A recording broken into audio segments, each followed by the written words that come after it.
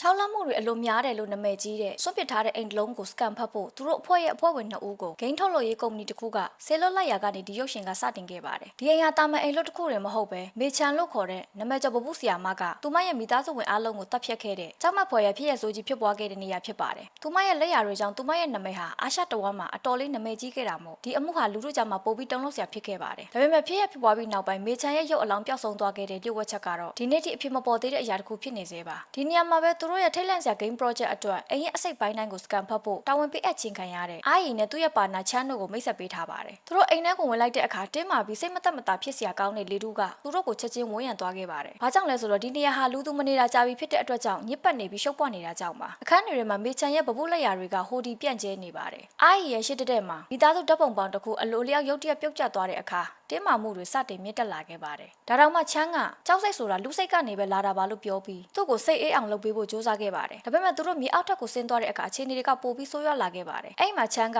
တခြားရုပ်ထုတွေနဲ့မတူပဲထင်ရှားနေပြီးငကိုတိုင်းရှိနေတဲ့ရုပ်ထုတစ်ခုကိုတွေ့ခဲ့ရပြီးအာရီစီကိုလှမ်းပေးလိုက်ပါတယ်ရုပ်ထုရဲ့ကြောဘက်မှာအရေးကြီးပုံရတဲ့စာသားတချို့ရေးထားတာကိုတွေ့ရပါတယ်ဒါပေမဲ့သူတို့အဲ့ဒါကိုမစင်စားရသေးခင်မှာပဲအာရီရဲ့နားထဲမှာရုပ်ထုကိုပြန်ထားလိုက်ပါလို့ပြောနေတဲ့တိုတိုလက်ကပ်ပြောတဲ့တစ်ခုကိုကြားလိုက်ရပါတယ်လန့်သွားတဲ့အာရီဟာသူ့အလိုလိုရုပ်ထုကိုလွတ်ချလိုက်မိတာကြောင့်ရုပ်ထုရဲ့ခေါင်းပိုင်းကကျိုးထွက်သွားခဲ့ပါတယ်သူတို့မသိလိုက်ဖဲနဲ့ပိုပြီးအန်ရကြီးတဲ့အရာတစ်ခုရဲ့အစဖြစ်လာခဲ့ပါတယ်ဘာကြောင့်လဲဆိုတော့အဲ့ဒီကျိုးသွားတဲ့ရုပ်ထုထဲမှာအချိန်တော်ကြာပိတ်လောင်ထားတဲ့တစုံတရာကလွတ်မြောက်လာပုံရလို့ပါထိတ်လန့်ကြားနဲ့အာရီဟာအဲ့ဒီနေရာကနေထွက်ခွာဖို့ကြိုးစားပေမဲ့စင်ကြီးတစ်ခုသူ့အပေါ်ကိုပြိုကျလာတဲ့အခါမှာတော့သူဟာသွေးတွေနဲ့အတူမြေပြင်ပေါ်မှာလဲကျနေခဲ့ပြီးအဲ့ဒီသွေးတွေဟာရုပ်ထုပေါ်ကိုမတော်တဆစီးကျသွားခဲ့ပါတယ်ချမ်းကသူ့ကိုကူညီဖို့ကြိုးစားနေတော့မှတစုံတစ်ခုကြောင့်သူလန့်သွားခဲ့ပါတယ်လွန်ခဲ့တဲ့မိနစ်ပိုင်းကပဲပြင်းပြင်းထန်ထန်ဒဏ်ရာရထားတဲ့အာရီဟာစောစောကသူမဟုတ်တဲ့အတိုင်းပဲရုတ်တရက်ထရက်လာခဲ့လို့ပါကြောက်လန့်ကြားနဲ့ချမ်းဟာထွက်ပြေးဖို့ကြိုးစားရင်နောက်ကိုဖြည်းဖြည်းချင်းဆုတ်သွားခဲ့ပါတယ်ဒါပေမဲ့သူမပြေးနိုင်ခင်မှာပဲအမောင်ထဲကတစုံတရာကသူ့ခြေထောက်ကိုလာဆွဲပြီးမိဖို့တဲ့ကိုဆွဲခေါ်သွားခဲ့ပါတယ်အဲ့နောက်မှာတော့သူတို့ဘဝရဲ့အပျော်ဆုံးအချိန်ကာလကိုရောက်ရှိနေတဲ့ Phyllis နဲ့သူ့ရဲ့ဇနီးလင်းနိုစီကိုဇလန်းကကူးပြောင်းသွားပါတယ် Phyllis ဟာထိတ်လန့်စရာ game project မှာအရေးပါတဲ့အခန်းကဏ္ဍကနေပါဝင်နေပြီးလင်းကတော့တသားပပုတ်ထိုးရတာကိုဝါသနာပါတဲ့အရှင်မတယောက်အနေနဲ့နေ့စဉ်ဘဝကိုဖျက်ဆီးနေပါတယ်လင်းမှာကိုဝင်ရှိနေပြီဖြစ်တဲ့အပြင်သူတို့ရဲ့မမွေးသေးတဲ့ကလေးလေးအတွက်ဗီနီဆိုတဲ့နာမည်ကိုတောင်ပြင်ဆင်ထားပြီးဖြစ်တာကြောင့်သူတို့ရဲ့ပျော်ရွှင်မှုတွေကပိုပြီးပြည့်စုံနေပါတယ်တစ်ဖက်မှာလည်းစကန်ဖတ်ထားတဲ့ရလက်တွေနဲ့ပြန်ရောက်လာရမယ့်အာရီကိုစောင့်နေတဲ့ရုံးကအဖွဲ့သားတွေဟာစတင်ပြီးစိုးရင်လာကြပါတယ်တိတ်မကြခင်မှာပဲအာရီပြန်ရောက်လာခဲ့ပြီးအဲ့ဒီအိမ်ကရုပ်ထုနဲ့အတူ data တွေကိုပါယူဆောင်လာခဲ့ပါတယ်ဒါပေမဲ့သူတို့စီမှာတစုံတစ်ခုကတိတိတတ်တာပြောင်းလဲသွားခဲ့ပါတယ်သူဟာစကားနဲ့သွားပြီးကြောက်လန့်နေတဲ့ပုံစံမျိုးခဏခဏဖြစ်နေတတ်ပြီးလူတွေကိုအဝေးမှာနေဖို့သတိပေးနေတယ်လို့မျိုးထူးဆန်းတဲ့စကားတွေကိုစပြောလာပါတယ်ကမကောင်းစာနဲ့ပဲသူယူလာတဲ့ရလက်တွေကိုပဲဂရုစိုက်တဲ့သူ့ရဲ့အထက်လူကြီးကသူ့ရဲ့အခြေအနေကိုအလေးနဲ့မထားခဲ့ပါဘူးအဲ့နောက်မှာတော့ဂိမ်းထုတ်လုပ်ရေးအလုပ်ကို Phyllis စီလွှဲပြောင်းပေးလိုက်ပြီး project ရဲ့အစောပိုင်းအဆင့်ကိုအမြန်ဆုံးပြီးအောင်လုပ်ဖို့ခိုင်းစေခဲ့ပါတယ်သူဟာ scan ဖတ်ထားတဲ့ data တွေအားလုံးနဲ့အတူနောက်ပိုင်းမှာဘေးဒုက္ခတွေရဲ့ရေးမြစ်ဖြစ်လာမဲ့အဲ့ဒီရုပ်ထုကိုပါအိမ်ကိုယူဆောင်လာခဲ့ပါတယ်အလုပ်တွေများပြီးစိတ်ဖိစီးမှုတွေကြားထဲမှာ Phyllis ဟာအိမ်ပြန်ရောက်လို့ Link ကနွေ့နွေ့ထွေးထွေးကြိုဆိုတဲ့အခါတိုင်းစိတ်အေးချမ်းမှုကိုရရှိနေသေးပါအပြင်လောကရဲ့ကြမ်းတမ်းမှုတွေရှိနေပေမဲ့လည်းသူတို့ရဲ့အိမ်အောင်ရေးဘဝပြည့်စုံနေတာက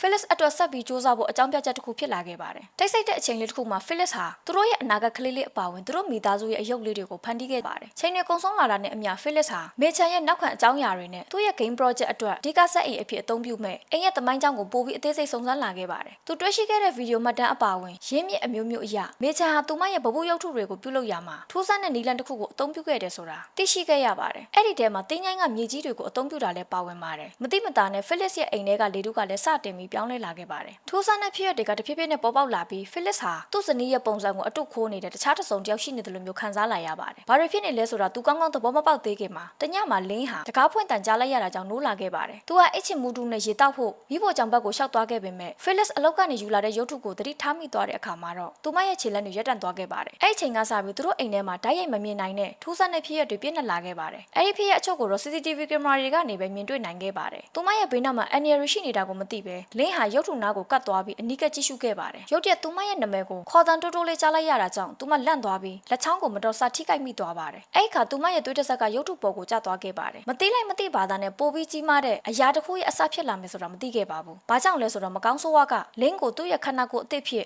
စတင်ပြီးအသုံးချလာလို့ပါနောက်နေ့မှာတော့လင်းရဲ့ပြောင်းလဲမှုတွေကတိတိတတ်တာဖြစ်လာပါတယ်သူမဟာမေ့တက်လာပြီးပုံမှန်မဟုတ်တဲ့အရာတွေကိုလုပ်လာပါတယ်ကိုဝင်ဆောင်ချိန်မှာရှောင်ကျဉ်ရမယ့်အရာတွေကိုတောင်စားသုံးလာခဲ့ပါတယ်သူ သူမရဲ့စိတ်ခံစားချက်တွေကလည်းမတည်မငြိမ်ဖြစ်လာပြီးဘာကြောင့်မှမရှိဘဲ Phyllis အပေါ်အလွယ်တကူစိတ်တူလာတတ်ပါတယ်။စပိုင်းမှာတော့ဒီပြောင်းလဲမှုအလုံးဟာကိုဝင်ရှိနေတာကြောင့်ဖြစ်မယ်လို့ပဲယူဆခဲ့ကြပါတယ်။အဲ့ဒီအချိန်မှာပဲဇလန်းကမေချန်ရဲ့ညီမဖြစ်သူလူနဲ့မိတ်ဆက်ပေးခဲ့ပါတယ်။သူမဟာအခုဆိုရင်ကွယ်လွန်သွားပြီဖြစ်တဲ့သူမအမရဲ့အမှုပညာလက်ရာအလုံးကိုစီမံခန့်ခွဲနေတာပါ။ Phyllis ကအိမ်ကိုသူ့ရဲ့ game project ရဲ့အစိတ်ပိုင်းတစ်ခုအနေနဲ့အသုံးပြုဖို့ခွင့်တောင်းတဲ့အခါမှာတော့လူဟာအတိတ်မှာတကယ်ဘာတွေဖြစ်ခဲ့လဲဆိုတာကိုသိကျင်စိတ်ပြင်းပြနေခဲ့ပါတယ်။ဘာကြောင့်လဲဆိုတော့သူမရဲ့အမဟာသူမရဲ့မိသားစုပေါ်မှာဒီလောက်အထိကြောက်မက်ဖွယ်ကောင်းတဲ့လုပ်ရမျိုးလုပ်လိုက်မယ်လို့သူမမယုံကြည်နိုင်လို့ပါ။တစ်ဖက်မှာလည်း Phyllis လုပ်နေတဲ့ game ရဲ့အစောပိုင်းတီမိုဟာစတင်ပြီးပုံဖော်လာခဲ့ပါတယ်။ဒီ game ရဲ့ရလဒ်ဟာလက်တွေ့နဲ့အရန်တူလွန်းနေတာကြောင့် Phyllis ကိုယ်တိုင်အောင်စမ်းသပ်ကြည့်တဲ့အခါမှာထိတ်လန့်သွားခဲ့ရပါတယ်။ဒါပေမဲ့ project ရဲ့တိုးတက်မှုတွေနောက်ကွယ်မှာအိမ်ကအခြေအနေတွေကဆက်ပြီးဆိုးရွားနေပါတယ်။လင်းကြုံတွေ့နေရတဲ့ထိတ်လန့်မှုတွေကပိုပြီးပြင်းထန်လာပါတယ်။အဲ့ဒီတိုးတိုးလေးကပ်ပြောတဲ့နေပြန်ပေါ်လာပြီးဒီတစ်ခါမှာတော့သွေးကိုပိုပြီးတောင်းဆိုလာပုံရပါတယ်။အချိန်တစ်ခုမှာတော့လင်းဟာမှန်တဲ့ကသူမရဲ့ပုံရိပ်ကိုကြည့်လိုက်ပေမဲ့တစုံတစ်ခုမှားယွင်းနေတယ်လို့မျိုးခံစားလိုက်ရပါတယ်။မှန်တဲ့ကပုံရိပ်မှာသူ့အလိုလိုလှုပ်ရှားနိုင်တဲ့စိတ်ရှိနေတယ်လို့မျိုးပါ။လင်းဟာလည်းအဲ့ဒီပုံရိပ်ရဲ့လှုပ်ရှားမှုတွေနောက်ကိုမလွန်ဆန်နိုင်ပဲတဖြည်းဖြည်းချင်းလိုက်ပါသွားခဲ့ပါတယ်။ရုပ်ထုပေါ်ကိုသွေးတွေထပ်ပြီးစီးဆင်းလာတဲ့အထိသူမကိုသူမနာကျင်အောင်လုပ်ဖို့အတင်းအကျပ်ခိုင်းစေခံရတယ်လို့မျိုးဖြစ်နေပါတယ်။သွေးတစ်ဆက်ကျလာတိုင်းမကောင်းဆိုးဝါးရဲ့လွှမ်းမိုးမှုကပိုပြီးအားကောင်းလာပါတယ်။တစ်ချိန်ကကြိုးသွားခဲ့တဲ့ရုပ်ထုကိုလည်းလင်းက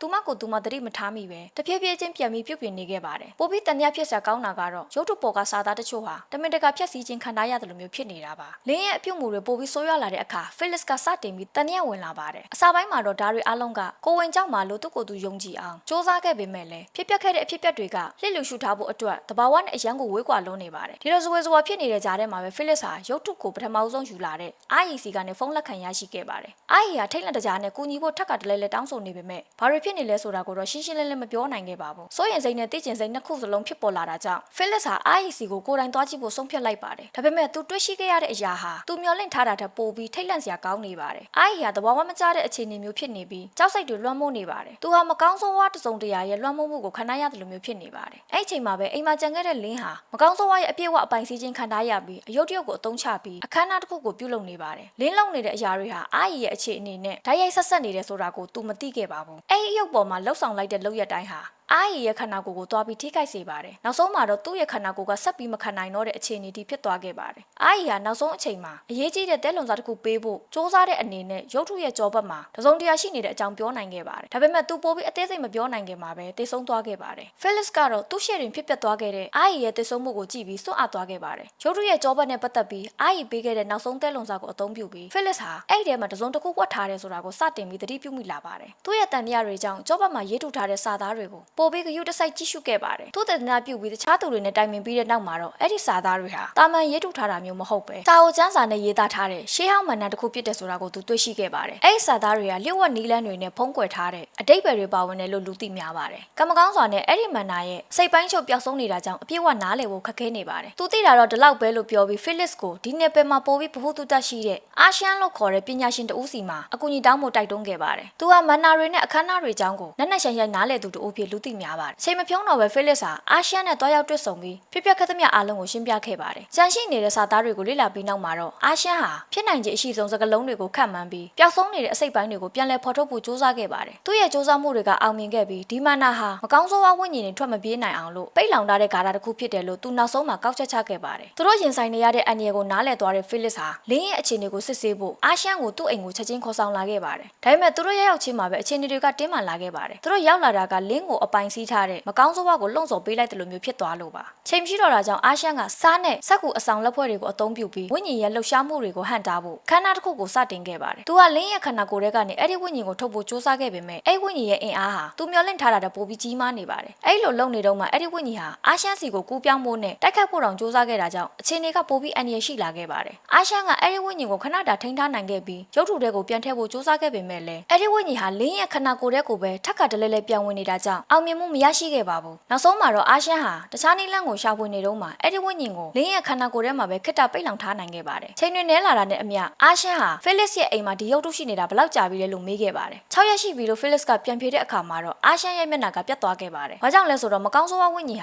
ာလင်းရဲ့ခန္ဓာကိုယ်ထဲမှာ9ရက်ထက်ပိုပြီးရှိနေမယ်ဆိုရင်သူမရဲ့ခန္ဓာကိုယ်ကိုအပြည့်အဝအပိုင်စီးသွားမှာဖြစ်ပြီးသူမကိုကယ်တင်နိုင်မှာမဟုတ်တော့ဘူးလို့သူရှင်းပြခဲ့ပါတယ်။ဒါဟာနောက်ကျမသွားခင်မှာနီလန်တစ်ခုရှာဖို့အတွက်သူတို့မှနောက်နေ့မနက်ထိပဲအချိန်ရှိတော့တယ်လို့ဆိုလိုတာပါ။လူသားတွေရဲ့သွေး သွေးကိုစားသုံးယုံနဲ့ဒီလောက်ထိအင်အားကြီးနေတာကမဖြစ်နိုင်တာကြောင့်အာရှန်ဟာပိုပြီးဇဝေဇဝါဖြစ်လာပါတယ်။ဒါကြောင့်ဒီရုပ်ထုရဲ့မူလရင်းမြစ်နဲ့ပတ်သက်ပြီးဇုံတစ်ခုပိုပြီးနက်နက်ရှိုင်းရှိနေမယ်လို့သူတနည်းဝင်လာပါတယ်။မှန်တရားကိုဖော်ထုတ်နိုင်မှုအတွက်မေချမ်းနဲ့သွေးသားတော်ဆက်တဲ့ညီမဖြစ်သူလူကပဲကူညီနိုင်မှာပါ။ချိန်မဖြုံးတော့ပဲဖိလစ်နဲ့အာရှန်တို့ဟာသတိမိနေတဲ့လင်းကိုလူရဲ့အိမ်ကိုခေါ်သွားခဲ့ကြပါတယ်။လူဟာရုပ်ထုကိုမြင်လိုက်ရတဲ့အခါမှာတော့တော်လေးထိတ်လန့်သွားခဲ့ပြီးဖိလစ်ဘာကြောင့်သူမကိုအစကတည်းကအသိမပေးခဲ့တာလဲလို့မေးခွန်းထုတ်ခဲ့ပါတယ်။သူတို့မှအချိန်သိမ်းမရှိတော့တာကိုသိရှိသွားတဲ့အာရှန်ဟာတိတ်ကိုပြင်းပြနိုင်စေမဲ့အထူးခန်းနာတစ်ခုကိုပြုတ်လုပ်ဖို့ဆုံးဖြတ်လိုက်ပါတယ်။ဒီခန်းနာဟာသွေးချင်းတော်ဆက်သူတူလိုအပ်တာကြောင့်လူကပဲလှုပ်ဆောင်နိုင်မှာပါ။အဲ့ခန်းနာအတွင်းမှာလူဟာသူမမြင်တွေ့ရတဲ့အရာတွေပေါ်မှာဘာမှဝင်ရောက်ဆွတ်ဖက်လို့မရပဲကြီးနေရုံပဲတက်နိုင်ပါတယ်။အဲ့ဒီစိတ်အာယုံတွေကတဆင့်မေချန်ဟာအဲ့ဒီအချိန်ကကိုဝင်ရှိနေခဲ့တယ်ဆိုတာသိရှိခဲ့ရပါတယ်။သူမဟာသူမရဲ့ပပူးရုပ်ထုတွေအတွက်အသုံးပြုဖို့တင်းချိုင်းကမြေကြီးတွေကိုတူးနေတာကိုလည်းမြင်တွေ့ခဲ့ရပါတယ်။ဒါပေမဲ့မေချန်ဟာသွေးလုံမှုတွေဖြစ်ပေါ်လာပြီးသူမရဲ့ကလေးလေးဆုံးရှုံးသွားခဲ့ရတဲ့ကြောက်မက်ဖွယ်ရာဖြစ်ရဆိုကြီးပေါ်ပေါက်ခဲ့ပါတယ်။အဲ့ဆုံးရှုံးမှုကြောင့်သူမရဲ့စိတ်အခြေအနေဟာပြေဝပျက်စီးသွားခဲ့ပြီးလက်တွေ့ဘဝကိုလက်မခံနိုင်အောင်ဖြစ်သွားခဲ့ပါတယ်။အဲ့လိုအခြေအနေမျိုးမှာမေချန်ဟာကြောကြောင်းဆင်ခြင်မှုတွေထပ်ကျော်လွန်တဲ့လောက်ရက်တစ်ခုကိုလှုပ်ဆောင်ခဲ့ပါတယ်။သူမဟာကလေးလေးကိုမြုပ်နှံမဲ့အစားတင်းချိုင်းမြေကြီးတွေနဲ့ရောဆက်ပြီးရုပ်ထုတစ်ခုပြုတ်လုပ်ဖို့အတွက်အဓိကကုန်ကျအဖြစ်အသုံးပြုခဲ့ပါတယ်။အဲ့နောက်မှာမီးရှို့ပြီးအချောတက်လိုက်တဲ့အခါမှာအဲ့ရုပ်ထုဟာတာမန်ပစ္စည်းတစ်ခုမဟုတ်တော့ပဲမကောင်းသောဝိညာဉ်တစ်ခုခိုးအောင်ရဖြစ်သွားခဲ့ပါတယ်။အဲ့ချိန်ကစပြီးအဲ့ဒီဝိညာဉ်ဟာမွေးဖွားလာခဲ့ပြီးဘသူမှမထိန်ချုပ်နိုင်တော့ပဲနောက်ဆုံးမှာမေချန်ကိုအပိုင်စီးပြီးသူမရဲ့မိသားစုတစ်ခုလုံးကိုတတ်ခိုင်းခဲ့ပါတယ်။သူမသတိပြန်ရလာတဲ့အချိန်မှာတော့အရာအလုံးကနောက်ကျသွားခဲ့ပါပြီ။နောက်နောက်တရားတွေကသူမကိုအကြီးကျယ်လွှမ်းမိုးသွားခဲ့ပါတယ်။သူမလှုပ်ခဲ့တဲ့အမားတွေကိုပြန်ပြင်မှုအတွက်ဝိညာဉ်ကိုရုပ်ထုထဲမှာပြန်ပိတ်လောင်နိုင်မှုရုပ်ထုရဲ့ခေါင်းနဲ့ကြောပတ်မှာပိတ်လောင်ကြတာကိုရေးသားခဲ့ပါတယ်။အဲ့နောက်မှာတော့သူမဟာသူမကိုသူမအပြစ်ပေးတဲ့အနေနဲ့ရုပ်ထုနဲ့အတူမိဖို့ကန်းထဲမှာအောင်းနေပြီးမိထဲမှာပဲအဆုံးစီရင်သွားခဲ့ပါတယ်။သူတို့မြင်တွေ့ခဲ့ရတာတွေကတဆင့်ဖိလစ်နဲ့အာရှန်တို့ဟာမေချန်ရဲ့ရုပ်အလောင်းရှိတဲ့နေရာကိုသိရှိသွားသလိုရုပ်ထုရဲ့စွမ်းအားတွေဘယ်ကနေလာလဲဆိုတာကိုလည်းသိရှိသွားခဲ့ပါတယ်။ဒီလိုသိရှိသွားပြီးနောက်မှာတော့အရာအလုံးကိုအဆုံးသတ်ဖို့အတွက်သူတို့စတင်ပြီးအစီအစဉ်ဆွဲခဲ့ပါတယ်။အာရှန်ကမကောင်းဆုံးဝိညာဉ်ကိုထည့်ဖို့အတွက်မေချန်ရဲ့ရုပ်အလောင်းကိုတွားရှာရမှာဖြစ်ပြီးဖိလစ်ကတော့ပိတ်လောင်တဲ့နေရာမှာအရေးပါတဲ့အခန်းကဏ္ဍကနေပါဝင်မဲ့ကျိုးသွားတဲ့ရုပ်ထုရဲ့ခေါင်းပိုင်းကိုတွားရှာဖို့တာဝန်ယူခဲ့ပါတယ်။မနက်ထိပဲအချိန်ရှိတာကြောင့်ဖိလစ်နဲ့အာရှန်ဟာသတိမေ့နေသေးတဲ့လင်းကိုခေါ်ပြီးမေချန်ရဲ့အိမ်ကိုပြန်သွားခဲ့ပါတယ်။အလုပ်တွေအသီးသီးလှုပ်ဆောင်မှုလမ်းခွဲမသွားခင်မှာအာရှန်ကဖိလစ်ကိုတစုံတရာမိုင်းယွင်းသွားခဲ့ရင်ကာကွယ်ပေးနိုင်မှုအတွက်အဆောင်လက်ဖွဲ့တစ်ခုပေးခဲ့ပါတယ်။ချိန်တွေကုန်ဆုံးလာတာနဲ့အမျှအစီအစဉ်ကိုစတင်ခဲ့ကြပါတယ်။အာရှန်ဟာမေချန်ရဲ့ရုပ်အလောင်းကိုတိုက်ရိုက်သွားရှာဖို့အိမ်ထဲကိုဝင်သွားပြီးဖိလစ်ကတော့ VR နည်းပညာကိုအသုံးပြုပြီးအိမ်ရဲ့စကန်ဖတ်ထားတဲ့ပုံစံကိုပြန်လည်ကြည့်ရှုခဲ့ပါတယ်။အိမ်တွင်းပိုင်းတစ်ခုလုံးကိုအသေးစိတ်မှတ်တမ်းတင်ထားတာကြောင့်ဖိလစ်ဟာဒေါင်းတိုင်းကို VR နဲ့ကြည့်ရှုနိုင်ပြီးပျောက်ဆုံးနေတဲ့ရုပ်ထုရဲ့ခေါင်းပိုင်းကိုပိုပြီးမြင်မြန်ဆန်ဆန်နဲ့ထိထိရောက်ရောက်ရှာဖွေနိုင်ခဲ့ပါတယ်။ပြင်လောကမှာတော့အာရှန်ဟာသူ့ကိုတားဖို့စ조사နေတဲ့မမြင်ရတဲ့ဝိညာဉ်တွေရဲ့နှောက်ယှက်မှုအမျိုးမျိုးကိုရင်ဆိုင်နေရပါတယ်။ဒါပေမဲ့အခက်အခဲတွေရှိနေတဲ့ကြားကပဲသူဟာမီးဝိုထဲမှာဝှက်ထားတဲ့မေချန်ရဲ့ရုပ်အလောင်းကိုနောက်ဆုံးမှတွေ့ရှိခဲ့ပါတယ်။အဲ့ချိန်မှာပဲဖိလစ်ကလည်း VR ထဲမှာရုပ်ထုရဲ့ခေါင်းပိုင်းကိုတွေ့ရှိသွားခဲ့ပါတယ်။ဒါပေမဲ့ကားထဲမှာရှိနေတဲ့လင်းကဘယ်ကိုရောက်သွားမှန်းမသိပဲပျောက်ကွယ်သွားတဲ့အခါမှာတော့အချိန်တွေကရုတ်တရက်ပြောင်းလဲသွားခဲ့ပါတယ်။အစကခန်းစားရရုံမရှိတဲ့ကြောက်စရာတွေကအခုဆိုရင်သူတို့ကိုတိုက်ရိုက်တိုက်ခိုက်လာပါပြီ။အာရှန်ဟာမီးဖိုကန်ထဲမှာပိတ်မိနေပြီးဖိလစ်ကတော့မကောင်းဆိုးဝါးရဲ့အပြည့်အဝပိုင်စည်းခြင်းခံထားရတဲ့လင်းကိုရင်ဆိုင်မှုအတင်းကျပ်ခိုင်းစေခံရတယ်လို့ဖြစ်နေပါတယ်။စိုးရင်စရာကောင်းတဲ့အခြေအနေမျိုးမှာဖိလစ်ဟာအာရှန်ပေးထားတဲ့အဆောင်ကိုတုံးပြီးလင်းရဲ့တိုက်ခိုက်မှုတွေကိုဟန်တားခဲ့ပါတယ်။အဲ့ခါမှာတော့လင်းဟာခဏတာသတိပြန်ဝင်လာခဲ့ပါတယ်။ဖိလစ်ကလည်းသူမကိုစိတ်အေးအေးထားဖို့နဲ့သူမကိုလွှမ်းမိုးထားတဲ့အရာကိုပြန်ပြီးတိုက်ထုတ်ဖို့တိုက်တွန်းနေခဲ့ပါတယ်။တစ်ဖက်မှာလည်းအာရှန်ဟာရုပ်ထုရဲ့ခေါင်းပိုင်းကနေရရှိတဲ့တဲလွန်စာတွေကိုတုံးပြီးမန်နာကိုအမြန်ပြန်ဖော်ထုတ်ခဲ့ပြီးဝိညာဉ်ကိုပိတ်လောင်မှုအတွက်အဆောင်ဆောက်ကူပေါ်မှာစတင်ရေးသားခဲ့ပါတယ်။သူကအဲ့ဒီဝိညာဉ်ကိုမေချန်ရဲ့ဦးကောင်းထဲကိုထည့်ဖို့စူးစမ်းခဲ့ပေမဲ့အဲ့ဝိညာဉ်ဟာသူမျှော်လင့်ထားတာတပိုပြီးအင်အားကြီးနေတာကြောင့်နောက်တစ်ချိန်မအောင်မြင်ခဲ့ပါဘူး။ချိန်တွေကပိုပြီးဆိုးရွားလာခဲ့တာကအဲ့ဒီမကောင်းဆိုးဝါးဝိညာဉ်ဟာလင်းကိုပဲထိန်းချုပ်ထားတာမဟုတ်ပဲသူမရဲ့ဗိုက်ထဲကကလေးကလေးကနေတဆင့်စတင်ပြီးကြီးထွားလာနေတာကိုသူတို့သတိပြုမိသွားခဲ့ကြလို့ပါ။အဲ့လိုအခြေအနေမျိုးမှာအာရှန်ကနောက်ဆုံးကြံတဲ့နီလန်းကိုပြပြခဲ့ပါတယ်။အဲ့ဒါကတော့ကလေးရဲ့ခန္ဓာကိုယ်ထဲမှာပဲဝိညာဉ်ကိုပိတ်လောင်ထားဖို့ပါ။ဒါပေမဲ့ဒီနီလန်းကကလေးရဲ့အသက်ကိုပေးဆက်ရမှာဖြစ်တာကြောင့်ဖိလစ်ကလက်မခံနိုင်ခဲ့ပါဘူး။မမွေးသေးတဲ့ကလေးလေးကိုကယ်မလားဒါမှမဟုတ်အသက်အန္တရာယ်ကြုံနေရတဲ့လင်းကိုကယ်မလားဆိုတဲ့ခက်ခဲတဲ့ဆုံးဖြတ်ချက်ကိုသူတို့ချမှတ်ရတော့မှာပါ။နှစ်ယောက်လုံးကိုဆုံးရှုံးရမှာကိုမခံစားနိုင်တာကြောင့်ဖိလစ်ကဒီနီလန်းကိုညှင်းပယ်ခဲ့ပြီးချားနီလန်းကိုပဲရှာဖို့ပြောခဲ့ပါတယ်။သူကချားနီလန်းရှိရမယ်လို့ယုံကြည်နေပါတယ်။သူဒီလိုယုံကြည်ရတာကတော့အာရှန်ရဲ့စာအုပ်ထဲမှာဖတ်ပူးခဲ့တဲ့အရာတစ်ခုကြောင့်ပါ။ဒါကတော့မကောင်းဆိုးဝါးဝိညာဉ်ကိုတခြားအသက်ရှိတဲ့ခန္ဓာကိုယ်တစ်ခုစီပြောင်းရွှေ့နိုင်တယ်ဆိုတာပါပဲ။တွေ့ဝမနေတော့ပဲဖိလစ်ဟာလင်းနဲ့သူတို့ရဲ့ကလေးကိုကယ်ဖို့အတွက်သူ့ကိုယ်သူစတေးပြီးဝိညာဉ်ရဲ့ခန္ဓာကိုယ်အသစ်ဖြစ်ခံယူဖို့ဆုံးဖြတ်လိုက်ပါတယ်။ဝိညာဉ်ကသူ့ခန္ဓာကိုယ်ထဲစတင်ဝင်ရောက်လာတဲ့အခါမှာတော့ဖိလစ်ဟာပျောက်ကွယ်လူနီးပါးဖြစ်နေတဲ့သူ့ရဲ့တတိစိတ်တွေကိုထိန်းထားဖို့ကြိုးစားခဲ့ပါတယ်။ချိန်တစ်ခုမှာတော့သူတတိလွတ်သွားပြီးလင်းကိုတောင်ဒုက္ခပေးလူနီးပါးဖြစ်ခဲ့ပါတယ်။ဒါပေမဲ့တတိပြောင်း ဝင်လာတဲ့ခဏလေးမှာပဲ Felix ဟာသူ့ကိုယ်သူဓာတ်နဲ့ထိုးလိုက်ပြီးချင်းတွေပို့ပြီးမစိုးရွားခင်မှာသူ့ရဲ့ခန္ဓာကိုယ်ကိုပိတ်လောင်လိုက်ဖို့အာရှန်ကိုပြောခဲ့ပါတယ်အာရှန်လည်းစိတ်မကောင်းပေမဲ့လှုပ်တင်တာကိုပဲလှုပ်ဆောင်ခဲ့ပါတယ်နောက်ဆုံးမှာတော့မကောင်းသောဝိညာဉ်ကို Felix ရဲ့ခန္ဓာကိုယ်ထဲမှာအောင်မြင်စွာပိတ်လောင်နိုင်ခဲ့ပေမဲ့ Felix ကတော့သူ့မိသားစုအတွက်နဲ့သူ့ရဲ့အနာဂတ်ကိုပေးဆက်လိုက်ရပါတယ်ချိန်တွေကုန်ဆုံးသွားပြီးလင်းဟာသူတို့ရဲ့ကလေးလေးကိုဘေးကင်းစွာမွေးဖွားနိုင်ခဲ့ပါတယ် Felix မရှိတော့ပေမဲ့လည်းသူမရဲ့ဘဝကတော့တဖြည်းဖြည်းနဲ့ရှေ့ဆက်နေခဲ့ပါတယ်နေ့မှာတော့လင်းဟာ Felix အရင်ကအလုပ်လုပ်ခဲ့တဲ့ကုမ္ပဏီကနေ VR ကရိယာတစ်ခုပါဝင်တဲ့ parcel တစ်ခုကိုလက်ခံရရှိခဲ့ပါတယ်သူမအဲ့ဒါကိုစမ်းသုံးကြည့်တဲ့အခါမှာတော့သူမနဲ့စကားပြောနိုင်ပြီးတက်ရှိနေတုန်းကလိုမျိုး Felix ကိုမြင်တွေ့ခဲ့ပါတယ်ဒါဟာ VR လောကတစ်ခုပဲဖြစ်တယ်ဆိုတာလင်းသိပေမဲ့လည်းဒါကသူမရဲ့ဆုံးရှုံးမှုဝေဒနာတွေကိုသက်သာစေပါတယ်ဒါပေမဲ့ဇလန်ကဒီနေရာမှာတကယ်ပြီးဆုံးသွားတာမဟုတ်ပါဘူးနောက်ဆုံးပိုင်းမှာတော့အရာအလုံးရဲ့အစဖြစ်တဲ့ကျင်းသာတင်းရုပ်ထုဟာမေချန်ရဲ့အိမ်မှာကြံခဲ့တာဖြစ်ပေမဲ့လူစီကိုဘလုံနီးနဲ့ရောက်နေမှမသိပြန်ပြီးရောက်ရှိနေပါတယ်သူမဘလို့ရရှိခဲ့လဲဆိုတာမရှင်းလင်းပေမဲ့သူမရဲ့မျက်နှာအမူအရာအရာတစုံတစ်ခုကိုကြံစီနေပုံရပါတယ်တစ်ဖက်မှာလည်း Felix ရဲ့ကံကြမ္မာကတကယ်ပြီးဆုံးသွားတာမဟုတ်သေးပါဘူးသူ့ရဲ့ခန္ဓာကိုယ်ကိုဝိညာဉ်ထည့်ပြီးပိတ်လောင်ထားပြီးနောက်မှာသူသေဆုံးသွားတာမျိုးမဟုတ်ပဲပြင်ပလောကနဲ့ဝေးကွာတဲ့တနေရာမှာရှိနေခဲ့ပါတယ်သူ့ကိုဘသူကအဲ့ဒီကိုခေါ်သွားတာလဲဒါမှမဟုတ်အဲ့နေရာကဘယ်နေရာလဲဆိုတာကိုဘယ်တော့မှရှင်းမပြခဲ့တာကြောင့်သူ့ရဲ့တရှိမှုဟာပြည့်ဝချက်တစ်ခုလိုဖြစ်နေသေးပါခုချိန်ဒီ Felix ရဲ့သတိစိတ်တွေကလုံးဝပြတ်ကွယ်သွားတာမဟုတ်သေးပါဘူးဒါကြောင့်သူ့ကိုခေါ်သွားတဲ့သူကသူ့ထဲမှာရှိနေတဲ့မကောင်းဆိုးဝါးဝိညာဉ်ကိုဖယ်ရှားပေးရမလားဒါမှမဟုတ်အဲ့ဒီဝိညာဉ်ကပဲသူ့ကိုပြည့်ဝဝါမျိုးသွားမလားဆိုတာတော့စဉ်းစားစရာဖြစ်နေပါတယ်ဒီနေရာမှာပဲဇလန်လေးကအဆုံးသတ်သွားခဲ့ပါတယ်